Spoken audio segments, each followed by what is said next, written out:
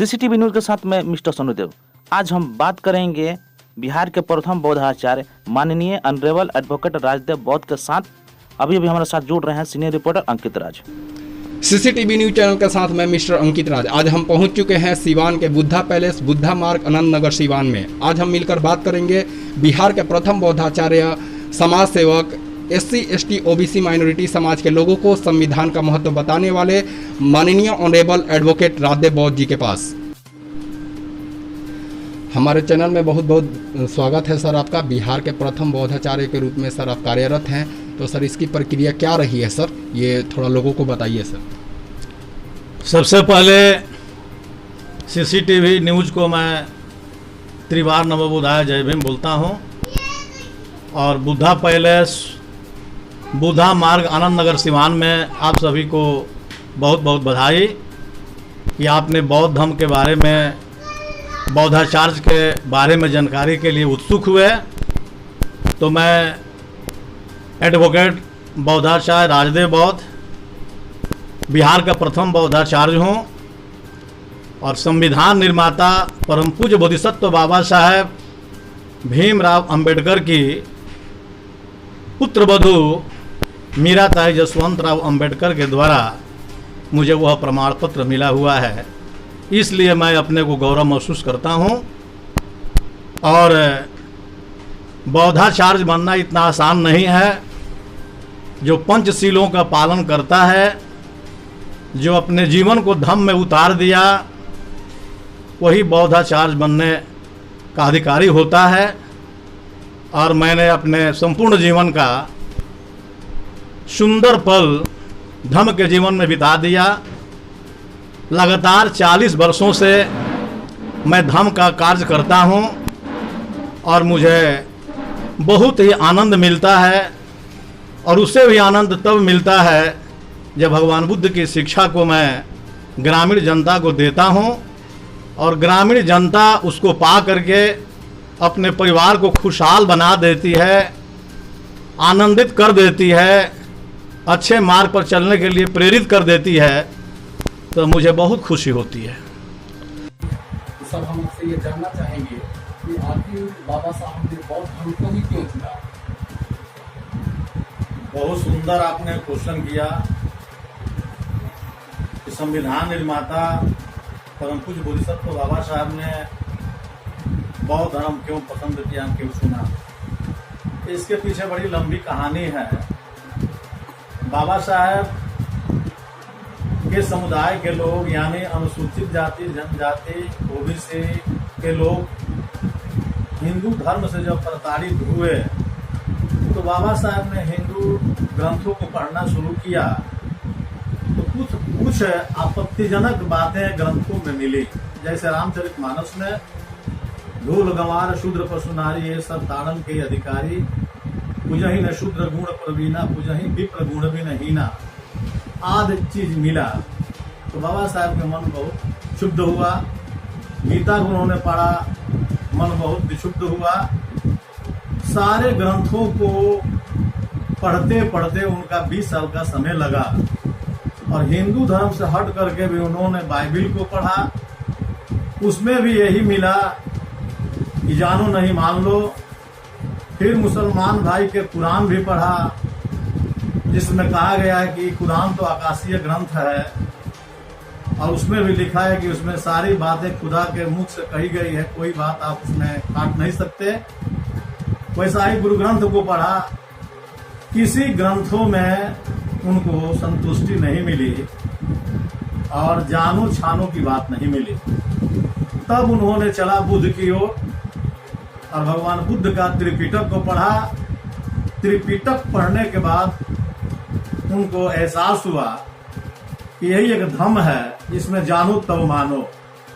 बाकी दुनिया के किसी धर्मों में ये बात नहीं लिखी गई है कि जानो तब मानो, यही बात लिखी गई है कि जानो नहीं मानो। तो बाबा साहब ने भगवान बुद्ध के धर्म का अध्ययन किया, और उस धर्मों में उनको मिला स्वतंत्रता, समता, बंधुता, न्याय, मैत्री। तब जाकर के उनका मन संतुष्ट हुआ, कि मुझे कहाँ जाना चाहिए और हमारे लोगों को कहाँ रहना चाहिए, तो उन्होंने जय घोष किया। 14 अक्टूबर 1956 को महाराष्ट्र की पवित्र भूमि नागपुर की दीक्षा भूमि में 10 लाख लोगों के साथ उन्होंने भगवान बुद्ध के धम्म को स्वीकार किया और खुद अपना लिखा हुआ 22 प्रतिज्ञा लिया और दिया, और उसका नेतृत्व कर रहे थे कुशीनगर के भिक्षु चंद्रमणि जी। बाबा साहब के दीक्षा गुरु के रूप में चंद्रमणि जी का नाम पूजनीय है, और बाबा साहब को संतुष्टि मिली कि मानव को कोई कल्याण करने वाला धर्म है तो भगवान बुद्ध का धर्म है। बौद्ध धर्म का नारा है सबसे भाईचारा है, बौद्ध धर्म की क्या पहचान, मानव मानव एक समान। इस नीति के आधार पर बाबा साहब ने विश्व के सबसे सुंदर सुसज्जित वैज्ञानिक धर्म को स्वीकार। सर, जैसे कि हमने भी अपने बताया कि भारत के संविधान के रचयिता डॉक्टर भीमराव अम्बेडकर ने बौद्ध धर्म को अपनाया, तो क्या सर इनके अपना लेने से इनको ज्ञान का प्रतीक कहा गया या कोई और कारण रहा? सर इसके बारे में थोड़ा बताइए। बहुत सुंदर आपने क्वेश्चन किया।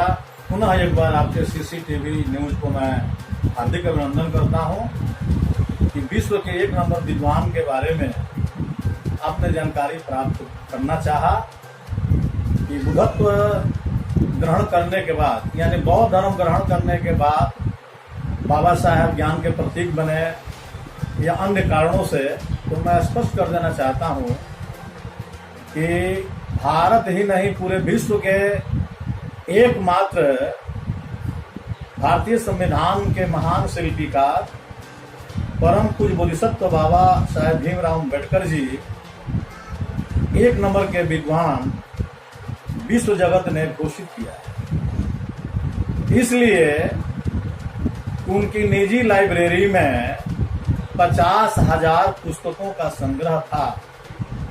35,000 किताबें बाबा साहेब पढ़ चुके थे।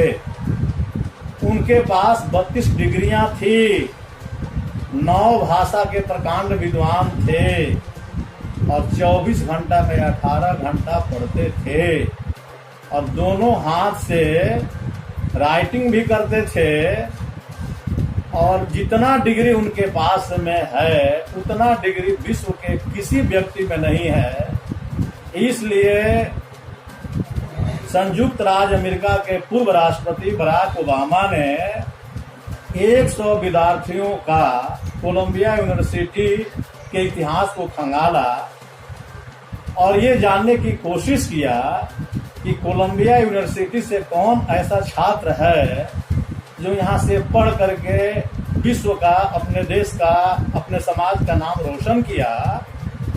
तो 2016 में बराक ओबामा का यह प्रयास इतना सार्थक हुआ कि 100 विद्यार्थी के सूची में बाबा साहेब का नाम 1 नंबर में आया और कोलंबिया यूनिवर्सिटी खुशी की जश्न में मगन हो गई।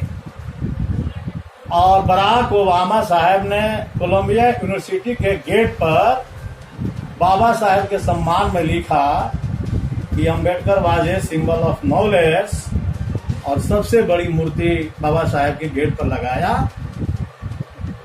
बाबा साहब ज्ञान के प्रतीक हो गए और विश्व जगत ने स्वीकार कर लिया। एक और बात बता देना चाहता हूं कि बाबा साहेब जब धम्म दीक्षा लिए तो उनको लंका में बौद्ध जगत के लोगों ने बोधिसत्व को डिग्री दिया।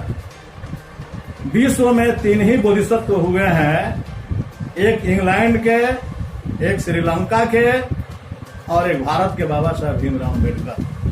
तो बौद्ध धर्म में ग्रहण करने के बाद बौद्ध धर्म को भारत से पुनर्जीवित करने के लिए बाबा साहेब को बोधिसत्व की उपाधि दी गई, जो बहुत बड़ी उपाधि है, जो 10 पारमिताओं को पार करने के लिए आगे बढ़ता है, जो पंचशील का पुनः पालन करता है, अष्टांगिक मार्गों पर चलता है, उस आदमी को बोधिसत्व की उपाधि दी जाती है। तो बाबा साहेब बहुत जगत में बोधिसत्व है और विश्व जगत में सिंबल ऑफ नॉलेज है, ज्ञान के प्रतीक है। अभी पहले हम पढ़ते थे कि विश्व के 6 विद्वानों में एक विद्वान, लेकिन आज हम गर्व से कह सकते हैं, शान से कह सकते हैं कि अब 6 नहीं, अब मात्र एक विद्वान विश्व के बाबा साहेब डॉक्टर भीमराव।